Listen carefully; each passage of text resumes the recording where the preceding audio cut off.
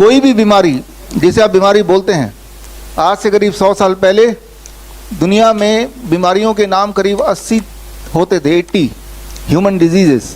अभी बीमारियों की लिस्ट देखेंगे तो 8000 हो गए हैं। हर छोटी छोटी बात को बीमारी का नाम दे दिया गया है, लेकिन सोल्यूशन कोई भी नहीं। अगर है तो बताइए। पैरालिसिस है, हार्ट अटैक है, कार्डियक अरेस्ट है, सारा कुछ काफ़ी बढ़ गया पिछले 4-5 साल में, जब से आप लोगों ने के 2 खुराक लगाए हैं। पहले भी पैरालिसिस होते थे। तो ये तो भी एक बात। इसका प्रिवेंशन तो ये कि किसी भी तरह का कोई एलोपैथिक ड्रग ना लें, किसी तरह का कोई वैक्सीन ना लें, that is the first thing. और लकवा अगर हो ही गया किसी को तो उसे उसका इलाज कैसे घर बैठे करें, ये आज का हमारे ट्रेनिंग का पार्ट है। पैरालिसिस में घर बैठे घर के सामान से हम पैरालिसिस को किस प्रकार ठीक करें, एविडेंस बेस्ड तरीके से तेज़ी से कैसे ठीक करें, वो आज हम सीखेंगे। नेचर में एक डिसिप्लिन है, वो डिसिप्लिन आप देखेंगे पेड़ पौधे, पक्षी, मछली, जानवर, सारे लोग डिसिप्लिन पे रहते हैं। गौर से देखिएगा, एक पक्षी हर सुबह एक पर्टिकुलर टाइम पे ही उठती है और हर रात को पर्टिकुलर टाइम पे सोने चली जाती है। गौर से सोचिएगा, एक चूहा वो सिर्फ रात को ही खाना खाता है जब सब सो जाते हैं, और दिन में नहीं खाता है, सिर्फ वो कहीं छुप के रहता है। और जो जानवर हैं वो रात को नहीं खाएंगे, वो दिन में खाएंगे जैसे हम खाते हैं। पूरे दुनिया में सृष्टि में जो भी जीवित वस्तु है, चीज़ें हैं, वो एक डिसिप्लिन में रहते हैं। और लेकिन वो डिसिप्लिन आजकल के यूथ ब्रेक करते हैं डिसिप्लिन। और ये जब कोई बोलता है नेचुरोपैथी स्लो है, तो वो आधार क्या है? अगर तो स्लो है, मैं एक सवाल पूछता हूँ, अगर किसी को हेडेक हो गया है आप में से किसी को, तो कितना समय लगेगा एलोपैथी की दवाई खाने के बाद हेडेक को जाने में? आप बोलेंगे आधा घंटा, पौना घंटा, 1 घंटा, कुछ तो बोलेंगे। लेकिन अगर बोलूँ नेचुरोपैथी से या आयुर्वेद से, 2 सेकंड में आपकी हेडेक गायब हो जाएगी। मैं तो ये 2 सेकंड हेडेक ऑयल है, अगर आप में से किसी को हेडेक है तो अभी ये ले लीजिए और अभी सूंघ के देखिए, सूंघते ही विदिन 2 सेकेंड गायब हो जाएगा। तो ऐसे ही मैं कई सारे उदाहरण दूंगा जहां आप देखेंगे कि मिनटों में, सेकंडों में नेचुरोपैथी आयुर्वेद काम करता है, अगर सही इंग्रेडिएंट हो तो। लेकिन प्रॉब्लम यह है कि आयुर्वेद में भी जो कमर्शियली बड़े बड़े कंपनीज दुकानों में बेच रही है, ये बता के कि इसके अंदर ये हर्ब है, इसके अंदर ये हर्ब है, अगर उतने हर्ब में वो केमिकल, वो ऑयल बनाना हो उनको, तो जितना दाम वो रख रहे हैं उसका 4 गुना दाम रखना पड़ेगा। तो वो चीज़ तो अंदर है ही नहीं। फिर हम बोलते हैं ये काम क्यों नहीं करती, पेन क्यों नहीं कम करती, टाइम लग जाता है, क्योंकि जो आधार है आयुर्वेद का वो ठीक से यूज़ नहीं कर रहे हैं। और उसके नाम पे, नाम तो ऊपर लिख दिया कि भाई आयुर्वेदिक फॉर्मुलेशन, लेकिन अंदर वो माल है ही नहीं। तो naturopathy is very very fast, आज मैं साबित करके दिखाऊंगा, very very fast, very very effective, अगर हम इंग्रेडिएंट नेचुरल ले तो। बताइए पूरे फरीदाबाद में नेचुरोपैथी हॉस्पिटल है कोई? आयुर्वेदिक हॉस्पिटल है कोई? सारे चीज़ को हटा दिया। फिर क्या किया कि जाना है तो यही एक जगह बचा है। तो इसलिए it is not like that कि वो दे आर चूजिंग कि तीनों हॉस्पिटल सामने सामने तो मैं एलोपैथी में जा रहा हूँ, ऐसा नहीं है। 99.9% जो बजट है भारत सरकार का वो एलोपैथी के लिए है, और 0.1% बजट पूरा आयुष के लिए है। तो जो चीज़ एग्जिस्ट नहीं करती वहाँ वो जा कैसे सकता है? तो याद रखिए, जो सर्जरी के फादर माने जाते हैं सुश्रुत, आयुर्वेद के जो रचयिता बोल सकते हैं, तो सुश्रुत से सर्जरी आई थी, लेकिन उसी सर्जरी को अपना बना लिया। और आयुर्वेद के जो बड़े बड़े पहले हॉस्पिटल हुआ करते थे आज से 100 साल पहले, वो सब गायब करा दिए गए। आयुर्वेद के बड़े बड़े टेक्निक्स हैं, आज उनमें से कुछ आप देखेंगे ही, वो कहीं गायब कर दिए। आयुर्वेद के फॉर्मुलेशन है वो नकली आने लगी, वो मैं आपको दिखाऊंगा आज।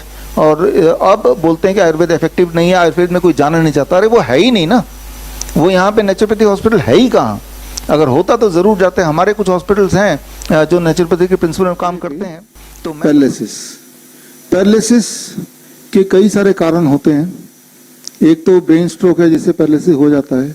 जैसे ही किसी को पैरालिसिस का अटैक आया तो वो बेस्ट टाइम है उसको रिवाइव करने का। जितना ज़्यादा समय बीत जाएगा उतना समय लगेगा उसको ठीक होने में। तो हम क्या करते हैं, पेशेंट को जैसे ही पैरालिसिस आता है तो पैरालिसिस वाले पेशेंट को हम सबसे पहले उसी वक्त फटाफट रिकवर हो जाए, उसके लिए आप यहाँ पे देखिए ग्रीन वाला डॉट जो रिप्रेजेंट करता है lower leg hot water immersion. हम बाल्टी से 42 डिग्री सेल्सियस वाले पानी में दोनों पैर रख के उसको बिठा देते हैं, आधे घंटे के लिए, पौने घंटे के लिए, 1 घंटे के लिए। जब ऐसा करते हैं तो याद रखिए कि आपका जो ये काफ मसल है, यहाँ पे काफ मसल्स में जो ब्लड वेसल्स हैं वो डायलेट होते हैं, ब्लड सर्कुलेशन तेज होता है, जिससे उसके पैरालिसिस के सिम्टम्स के ठीक होने की पॉसिबिलिटी बढ़ जाती है। कई बार 1-2 सीटिंग में, पहले दिन में ही वो रिवाइव कर देता है, पहली बार में ही। तो अगर हमारे घर पे हॉट वाटर इमर्शन टब है तो ये टब आप देख रहे हैं, ये टब ऑटोमेटेड है, 40 डिग्री सेल्सियस यहाँ सेट करके आप 40 डिग्री सेल्सियस पानी में, यहाँ तक के पानी में आधे पौने घंटे के लिए बिठा देंगे तो और फास्ट काम करेगा, उसी वक्त पैरालिसिस में रिवाइव करने में हेल्प मिलेगी। ये नहीं है तो बाल्टी तो है ही हमारे घर में। और इसके अलावा नीम जो कि एक इंटीग्रल पार्ट है, आप देख रहे हैं बार बार नीम का जिक्र आ रहा है, आप हैरान होंगे ये जान के कि नीम बार बार इतना जिक्र आ रहा है, जबकि पूरे दुनिया की सारी दवाइयाँ एक तरफ और एक तरफ सिर्फ नीम का पेड़, नीम के पत्ते का पाउडर, नीम के छाल का पाउडर और नीम का तेल, इन तीनों के परमुटेशन कॉम्बिनेशन से दुनिया की कोई भी दवा बन सकती है। तो that's what we call as neem therapy. ये एविडेंस बेस्ड है, इस किताब में है। पैरालिसिस में नीम का बहुत अच्छा उपयोग है और पैरालिसिस में भी time as medicine, DIP diet, 0 volt तो कराते ही हैं, ग्राउंडिंग जो बहुत मुख्य है। साथ में इसमें पंचकर्मा थेरेपी को भी जोड़ देते हैं ताकि वो पेशेंट बहुत जल्दी से रिवाइव करे। तो पंचकर्मा थेरेपी जोड़ते हैं, तो उसमें क्या पंचकर्मा थेरेपी है, कैसे होता है, उसके लिए Ayurvedic doctor Ananya is here. आप थोड़ा इस वाले पार्ट को एक्सप्लेन कीजिए। Good afternoon everyone, my self doctor Ananya, और हम इस स्लाइड के बारे में बात करेंगे पैरालिसिस, नमनेस और स्लो मूवमेंट। पैरालिसिस जिसे हिंदी में हम लकवे की बीमारी भी कहते हैं। किसी भी पेशेंट को पैरालिसिस या लकवे की शिकायत होती है तो आपने महानारायण तेल को हमारे दिए गए डेमोन्स्ट्रेशन के हिसाब से गर्म करना है, जिसका टेम्परेचर 38 से 40 डिग्री सेल्सियस होना चाहिए।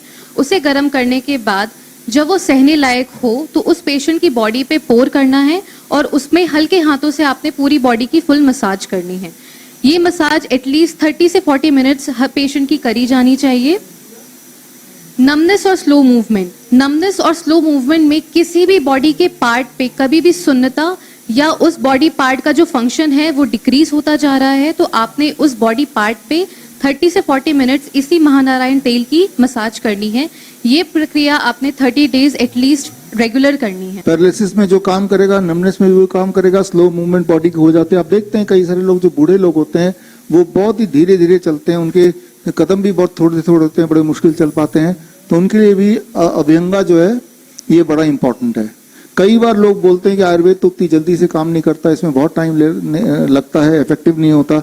इफेक्टिव इसलिए नहीं है क्योंकि इन्होंने जैसे बताया अभी कि महानारायण तेल यूज करना, आप क्या करेंगे, आप दुकान में चले जाएंगे, किसी बड़ी कंपनी का महानारायण तेल लिखा है वो ले आएंगे, आपको ये समझ ही नहीं आएगा कि उसके अंदर जो इंग्रेडिएंट लिखे हैं 50 तरह के, वो सारे हर्ब से अगर सही मायने में बनाएंगे तो उतने कॉस्टिंग में बन ही नहीं सकती। इसीलिए हम अपने पेशेंट्स के लिए खुद का महानारायण तेल या बाकी सारे तेल बनवाते हैं और वही तेल देते हैं टू सी द इफेक्टिवनेस कि पूरा मिले। तो खैर यहाँ पे आपने देखा कि अभ्यंगा कैसे करते हैं। अब